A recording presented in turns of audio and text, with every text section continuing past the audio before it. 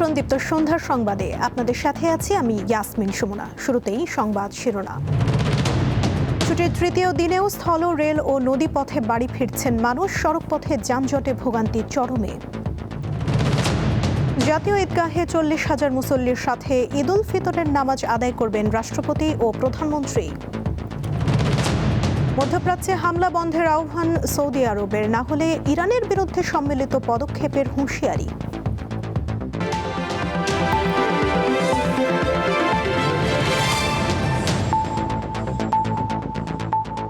এবারে বিস্তারিত। এক দুর্ঘটনা ঈদযাত্রার তৃতীয় দিনে 3টি ট্রেনের যাত্রীদের ভোগান্তি বাড়িয়েছে।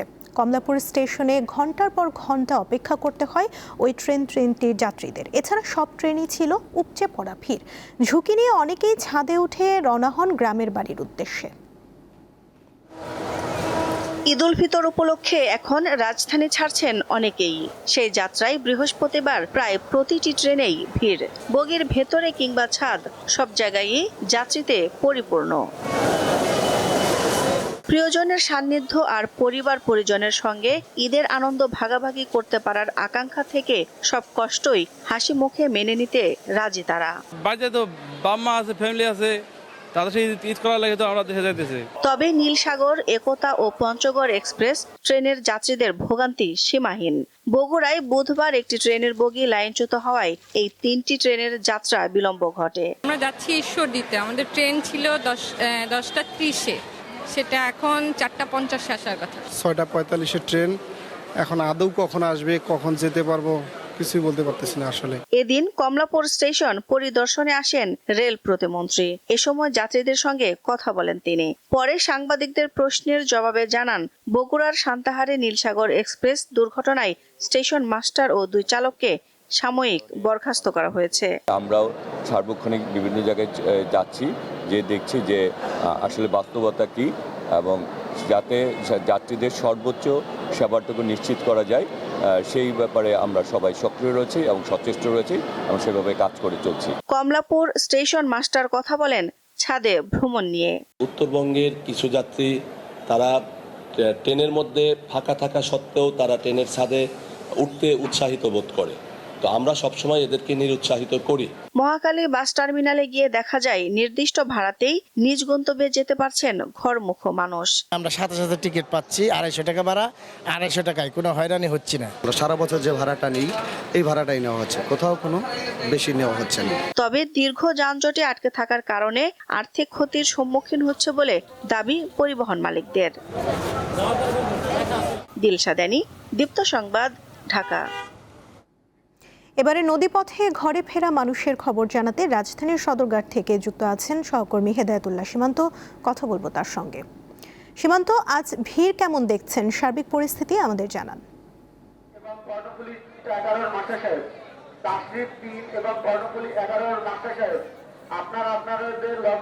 সুমনা, আপনি যেমনটি বলছিলেন, এর আগে আমাদের সহকর্মী রেলপথ এবং সড়কপথের খবর জানাচ্ছিলেন। অর্থাৎ ঈদ উল ফিতর উদযাপনে নারীর টানে আজও রাজধানী ছাড়ছে মানুষ। রেলপথ এবং সড়কপথের মতো কিন্তু নৌপথও আজও আমরা যাত্রীদের উপচে পড়া ভিড় আমরা লক্ষ্য করছি। আমি এখন সদরঘাট লঞ্চ টার্মিনালে আছি। সেখানের পরিস্থিতি বলতে গেলে আজও অনেকেই বাড়ি ছুটছেন। আমরা দেখছি যে প্রত্যেকটি লঞ্চে যাত্রীদের উপচে পড়া ভিড়, এমনকি প্রতিটি পন্টুনে মানুষের ভিড় লেগে আছে। বিকেল পর্যন্ত আমরা যতটি লঞ্চ ছেড়ে যেতে দেখেছি সবগুলোতেই যাত্রীদের উপচে পড়া ভিড় ছিল, তেমনি ছাদেও আমরা যাত্রীদের যেতে দেখেছি। সুমন, আপনি জানেন যে গতকালকে সদরঘাট লঞ্চ টার্মিনালে একটি দুর্ঘটনা ঘটেছে, সেখানে 2 জন যাত্রী নিহত হয়েছে। পাশাপাশি বৈরী আবহাওয়ার কারণে অনেকেই মানে একেবারে এই কষ্টে আছেন, পাশাপাশি ভাবনায় আছেন যে বৈরী আবহাওয়া এবং কি যে দুর্ঘটনা ঘটছে সেই এসব দুর্ঘটনা থেকে রক্ষা পেয়ে এবং কি তারা প্রিয়জনের সাথে ঈদ করতে বাড়ি যেতে পারবেন। এখন তাদের কাছে যে একটাই ভাবনা, তারা নির্বিঘ্নে সুন্দরভাবে তারা বাড়ি ফিরতে পারবেন। আপনারা জানেন যে গতকাল রাতেও বৈরী আবহাওয়ার কারণে যে লঞ্চগুলো রাজধানী সদরঘাট ছেড়ে গিয়েছে, তারা নদীর মাঝপথে গিয়ে সেখানে ঝড়ের কবলে পড়েছে। সেই পরিস্থিতি গণমাধ্যমে দেশবাসী দেখেছে। তার কারণে কিন্তু নদীবন্দর অর্থাৎ বিআইডব্লিউটি এর কাছে যাত্রীরা সহ সংশ্লিষ্টরা আহ্বান জানিয়েছেন যে যেন আবহাওয়া পরিস্থিতি তাদেরকে লঞ্চে যে যারা চালক তাদেরকে যেন সঠিক দিক নির্দেশনা দেওয়া হয়। পাশাপাশি বিকেলে আমরা লঞ্চ টার্মিনালে দেখেছি যে নৌ পরিবহন প্রতিমন্ত্রী তিনি এসেছেন, তিনি আবারও আজকেও পরিদর্শন করেছেন। পাশাপাশি যেন কোনো ধরনের দুর্ঘটনা না ঘটে, এবং কি যে গতকালকে যে দুর্ঘটনাটি ঘটেছিল যে নৌকার কারণে, অর্থাৎ যে লঞ্চের পাশে যাত্রীরা নৌকা করে উঠতে গিয়েই এই দুর্ঘটনা ঘটেছে। আজকে আমরা দেখেছি যে নৌ পরিবহন প্রতিমন্ত্রী তিনি এই যে সকল নৌযান লঞ্চের পাশে থাকে সেগুলোকে উঠিয়ে দিয়েছেন। অর্থাৎ আজকে আমরা দেখেছি যে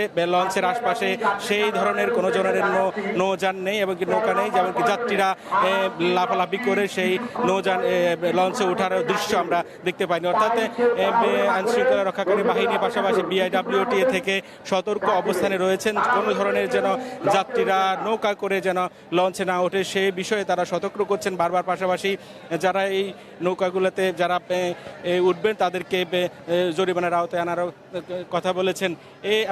এখন এই মুহূর্তে আমরা দেখেছি যে এখনও যাত্রীদের উপচে পড়া ভিড়, প্রত্যেকটি লঞ্চেই যাত্রীরা তাদের নারী টানে তারা বাড়ি ফিরছেন। সুমনা ছিল আমার কাছে সদরঘাট লঞ্চ টার্মিনাল থেকে বাড়ি ফেরা মানুষের সর্বশেষ পরিস্থিতি। সীমান্ত, ধন্যবাদ আপনাকে। ঈদযাত্রায় সড়কে কিছুটা স্বস্তি ফিরেছে, তেমন দীর্ঘ কোনো যানজট নেই। যাত্রীদের চাপ আছে, তবে কিছুটা পরিবহন সংকট দেখা গেছে বিভিন্ন জায়গায়। সকাল থেকে ঢাকা টাঙ্গাইল ও ঢাকা ময়মনসিংহ মহাসড়কে যানবাহনের দীর্ঘ সারি ও থেমে থেমে যানজট দেখা দেয়। চন্দ্রা ত্রিমোড় ও চান্দনা চৌরাস্তা এলাকায় কয়েক কিলোমিটার জুড়ে স্থবির হয়ে পড়ে যান চলাচল। সাভারের মহাসড়কগুলোতে দীর্ঘ যানজটের ভোগান্তি না থাকলেও বাস স্ট্যান্ড এলাকাগুলোতে যাত্রী ওঠানামার জন্য কিছুটা ধীরগতি রয়েছে। সকাল থেকে ঢাকা আরিচা মহাসড়ক অনেকটাই ফাঁকা, তবে নবীনগর চন্দ্রা মহাসড়কে যানবাহনের ধীরগতি ও যানজট রয়েছে। ঢাকা চট্টগ্রাম ও ঢাকা সিলেট মহাসড়কে যানজট নেই, তবে দূরপাল্লার পরিবহনের সংকট ছিল। বাড়তি ভাড়া নেয়ার অভিযোগ করেছেন যাত্রীরা। ঢাকা ভাঙ্গা এক্সপ্রেসওয়েতে বেড়েছে পরিবহনের চাপ। বৃহস্পতিবার সকাল থেকে ঢাকা ভাঙ্গা এক্সপ্রেসওয়েতে যানবাহনের বাড়তি চাপ দেখা গেছে। স্বাভাবিকের চেয়ে বাড়তি ভাড়া আদায়ের অভিযোগ করেছেন এই রুটের যাত্রীরাও।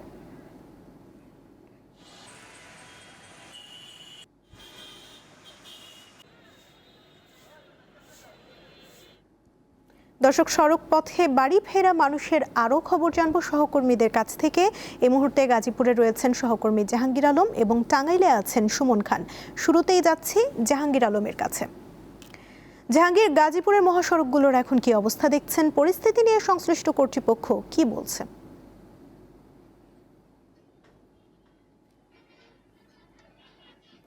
জি সোমনাশ, বিকেল 4টার পর থেকে কিন্তু ঢাকা টাঙ্গাইল মহাসড়কের চন্দ্রা ত্রিমোড় রয়েছে, সেই ত্রিমোড়ে অনেকটা স্বাভাবিকভাবে যান চলাচল করছে।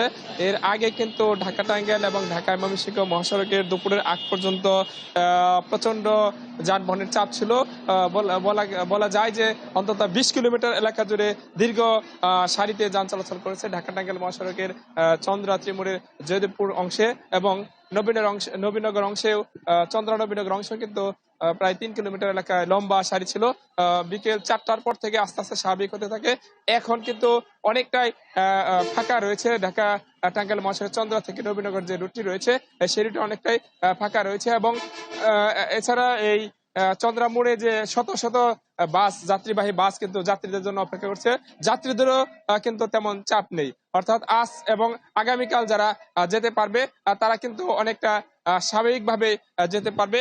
এবং ঢাকা ময়মনসিংহ মহাসড়কে আমরা খোঁজ নিয়েছি, সন্ধ্যার পর থেকে কিন্তু সেখানেও অনেকটা যানবাহন স্বাভাবিকভাবে চলাচল করছে এবং আইনশৃঙ্খলা বাহিনীর সদস্যরা বলছেন যে স্বস্তিতে এবছর যাত্রীরা তাদের নিজ নিজ গন্তব্যে পৌঁছেছেন এবং শুধুমাত্র গতকালকের সন্ধ্যার পরে যে বৃষ্টি হয়েছিল সেই বৃষ্টির জন্য মানুষকে কিছুটা দুর্ভোগ পোহাতে হয়েছে এবং এছাড়া প্রাকৃতিক দুর্যোগ ছাড়া মহাসড়কের কিন্তু কোনো স্থানে আমরা কোনো ধরনের অস্বাভাবিক ঘটনা ঘটেনি এবং যান চলাচল স্বাভাবিক রয়েছে। এখন থেকে আশা করি যে আগামীকাল যারা যাবে তারা স্বাচ্ছন্দ্যে উত্তরবঙ্গের 31টি জেলার লোকজন আর কি ঢাকা টাঙ্গাইল এবং ঢাকা ময়মনসিংহ মহাসড়ক দিয়ে চলাচল করতে পারবে। এবং আগামীকাল দুপুর পর্যন্ত কিন্তু আইন শৃঙ্খলা বাহিনীর সদস্যরা মহাসড়কের বিভিন্ন পয়েন্টে অবস্থান করবে।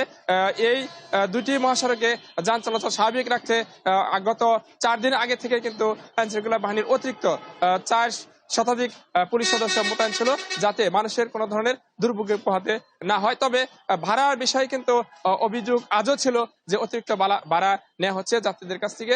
তবে পরিবহন সংশ্লিষ্টরা বলেছেন যে আসলে যানবাহন চলাচলের ক্ষেত্রে ভাড়া বিষয়ে ভাড়া কম নেওয়া হয়েছে, বেশি নেওয়া হচ্ছে কারণ হলো তেলের সমস্যার কারণে নেওয়া হয়েছিল। তো এই ছিল গাজীপুর থেকে সর্বশেষ তথ্য মহাসড়ক নিয়ে। জাহাঙ্গীর, ধন্যবাদ আপনাকে। দর্শক, এবারে যাব আমরা টাঙ্গাইলে আমাদের সহকর্মী সুমন খানের কাছে। সুমন, টাঙ্গাইলে মহাসড়কগুলোর এখন অবস্থা কেমন দেখছেন? পরিস্থিতি নিয়ে আমাদের জানান। জি সুমন, আপনাকে ধন্যবাদ। শুরুতেই বলে রাখি যে ভোর থেকেই এই মহাসড়কে ছিলাম। তো সকালে অনেক ছিল এবং কি বেলা বাড়ার সাথে সাথেও চাপ আরও বৃদ্ধি পায়। থেমে থেমে যানজট সৃষ্টি হয়েছিল প্রায় 25 কিলোমিটার। এবং কি এর মূল কারণ হচ্ছে যমুনা সেতু মহাসড়কের প্রায় 13 থেকে 15টি গাড়ি বিকল হয়ে যায়। স্থানীয় এবং কি স্ট্রাইকিং ফোর্স যেগুলো আছে এবং র্যাকিংয়ের মাধ্যমে রেকারের মাধ্যমে যে রেস্কিউ টিম উদ্ধার করবে তারা যথাসময়ে উদ্ধার করতে পারেনি বিধায় এই যানজটের সৃষ্টি হয়। আমি জেলা পুলিশের সাথে কথা বলেছি। জেলা পুলিশ সুপার যে বিষয়টি আমাকে জানিয়েছেন যে তাৎক্ষণিক যে যদি রেস্কিউ টিম সে জায়গায় যেতে পারতো তাহলে কিছুটাও নিরসন হতো। কিন্তু বিকেল 3টের পরে যে বিষয়টি যে চিত্রটি ঘটেছে একদম মহাসড়ক ফাঁকা।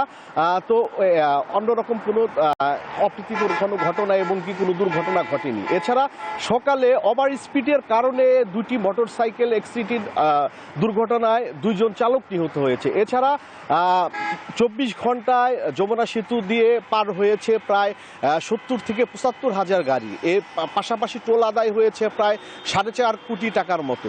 তো আপনাকে আরেকটি তথ্য আমি জানিয়ে রাখি সুমনা, সেটি হচ্ছে ঢাকা টাঙ্গাইল মহাসড়কের যে আজকের যে চিত্র ছিল ভোর থেকেই, তো সেটি ছিল যানজটের পর্যায়।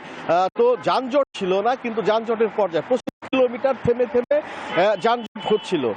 তো পুলিশ প্রশাসনের পাশাপাশি সেনাবাহিনী এবং কি উত্তরবঙ্গের চালকরা অনেক অভিযোগ করেছে বেশি ভাড়া কাটার কারণে। এছাড়া অভিযোগ আরও রয়েছে যে তেল সংকটও রয়েছে। তো এ ছিল সুমনা টাঙ্গাইল থেকে আমার কাছে সার্বিক তথ্য।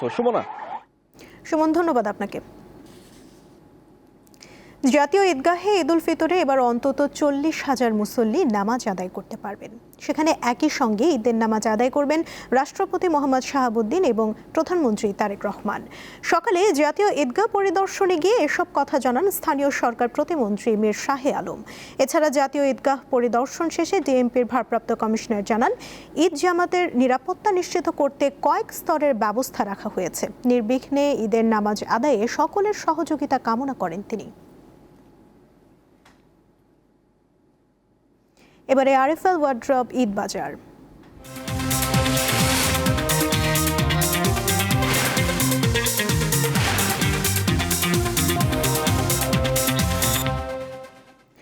রাজধানীতে ঈদের আগে শেষ মুহূর্তে জমে উঠছে কেনাকাটা। মার্কেটগুলোতে বাড়ছে সকল ধরনের ক্রেতাদের ভিড়।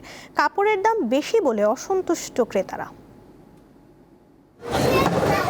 আর মাত্র কয়েকদিন পরই পবিত্র ঈদুল ফিতর। শেষ মুহূর্তে চলছে ঈদের কেনাকাটা। রাজধানীর শপিং মলগুলোতে ভিড় করছেন বিভিন্ন বয়সের ক্রেতারা।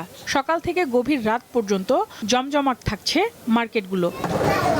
এবার ঈদে মেয়েদের লেহেঙ্গা, 3 পিস, গাউন, পাকিস্তানি ও ইন্ডিয়ান 3 পিস বেশি বিক্রি হচ্ছে। ছোটদের জামা ও পার্টি জামার চাহিদাও অনেক। শাড়ি, শার্ট, প্যান্ট, পাঞ্জাবি সহ জুতা, স্যান্ডেলের দোকানেও ক্রেতাদের ভিড় লক্ষ্য করা গেছে। জামাগুলো কেনা হয়েছে, এখন শুধুমাত্র লাস্ট শপিং জুতার জন্য চলে আসে। আমি একটা ব্যাগ কিনছি, আর একটা ব্যাগ কিনবো, তারপরে একটু 3 পিস দেখতেছি। ওরা আমার 3টা মেয়ে ঘরে থাকে, ওদের জামা আমি আগেই বানিয়ে দিয়েছি। এখন ওই যে জুতার জন্য, জুতার মাপের জন্য ওদেরকে সবাইকে নিয়ে আসছি। এবছর কাপড়, জুতা ও স্যান্ডেল সহ সবকিছুর দাম কিছুটা বেশি, কিন্তু পরিবার পরিজনদের জন্য কিনতে পেরে খুশি তারা। প্রাইস তো একটু বাড়তি, গতবারের তুলনায় তো বাড়তি অবশ্যই। আনন্দ কিন্তু ইসলামে আছে। ঈদের সময় উৎসবটা পালন করতে হয়, আর আমরা প্রস্তুতি নিচ্ছি। ইনশাল্লাহ চাঁদ দেখার সাথে সাথে আমরা সেই ঈদের উৎসব পালন করব। বিক্রেতারা জানান খরচ বেশি হওয়ায় বেশি দামে পোশাক বিক্রি করতে হচ্ছে। ভালো জিনিসের প্রাইস সবসময় বেশি থাকে। ইন্ডিয়ান একটা যদি 1500 রুপির মাল হয় তাইলে আমাদের সেই 1500 রুপির মালটা কিনতে হইতেছে 2.2, তাহলে আমাদের 3300 টাকা আমাদের জিনিসটার দামই পড়তেছে। তাহলে আমরা 33 জিনিসটার দামটা আমরা মিনিমাম 500 টাকা লাভ করতে হবে, তাহলে প্রায় 4-এর কাছাকাছি পড়ে, তাহলে তো দামটা বাড়বেই। ঈদকে সামনে রেখে সর্বোচ্চ বিক্রির চেষ্টা করছেন বলেও জানান তারা। সঞ্জিতা প্লাবনী, দীপ্ত সংবাদ, ঢাকা। মধ্যপ্রাচ্যে ইরানের ধারাবাহিক হামলা অব্যাহত থাকলে দেশটির বিরুদ্ধে প্রয়োজনে সম্মিলিত সামরিক পদক্ষেপ নেওয়ার হুঁশিয়ারি দিয়েছে সৌদি আরব। একই সঙ্গে তেহরানকে অবিলম্বে তাদের আঞ্চলিক কৌশল পুনর্বিবেচনার আহ্বান জানান সৌদি পররাষ্ট্রমন্ত্রী প্রিন্স ফয়সাল বিন ফারহান আল সৌদ। রিয়াদে আরব রাষ্ট্রগুলোর পররাষ্ট্রমন্ত্রীদের বৈঠক শেষে সংবাদ সম্মেলনে তিনি এসব কথা বলেন। এদিকে বুধবার ইরানের সবচেয়ে বড় সাউথ পার্স গ্যাস ক্ষেত্র এবং আসালুয়েতে অবস্থিত তেল স্থাপনায় ভয়াবহ হামলা চালায় ইসরায়েল। তবে এই হামলা সম্পর্কে জানতেন না বলে জানিয়েছেন মার্কিন প্রেসিডেন্ট ডোনাল্ড ট্রাম্প। ইরানের 4 শীর্ষ নেতাকে হত্যা এবং তেল ও গ্যাস ক্ষেত্রে হামলার জবাবে সৌদি আরব, কাতার ও আরব আমিরাতের তেল ও গ্যাস ক্ষেত্রে হামলা চালিয়েছে তেহরান। এছাড়া ইসরায়েলি হামলায় ইরানের গোয়েন্দা মন্ত্রী ইসমাইল খতিব নিহতের কথা নিশ্চিত করেন দেশটির প্রেসিডেন্ট মাসুদ পেজেশকিয়ান।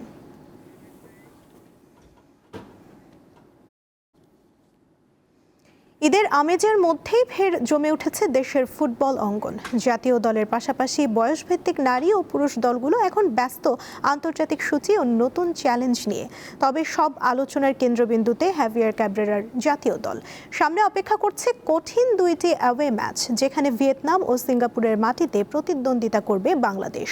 এই 2টি ম্যাচকে ঘিরে এরই মধ্যেই প্রস্তুতি শুরু করেছে দল। ফিফা র্যাঙ্কিংয়ে বাংলাদেশ অবস্থান করছে 180 নম্বরে, যেখানে ভিয়েতনাম 108 এবং সিঙ্গাপুর 148 নম্বরে অবস্থানে।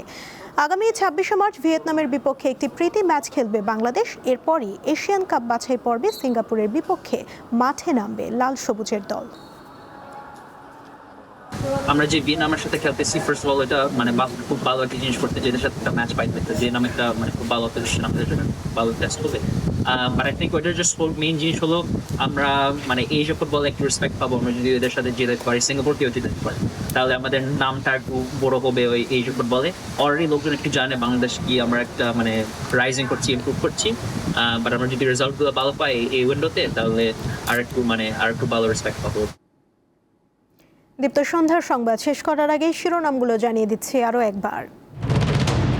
ছুটির তৃতীয় দিনেও স্থল, রেল ও নদীপথে বাড়ি ফিরছেন মানুষ। সড়কপথে যানজটে ভোগান্তি চরমে। জাতীয় ঈদগাহে 40,000 মুসল্লির সাথে ঈদুল ফিতরের নামাজ আদায় করবেন রাষ্ট্রপতি ও প্রধানমন্ত্রী। মধ্যপ্রাচ্যে হামলা বন্ধের আহ্বান সৌদি আরবের, না হলে ইরানের বিরুদ্ধে সম্মিলিত পদক্ষেপের হুঁশিয়ারি।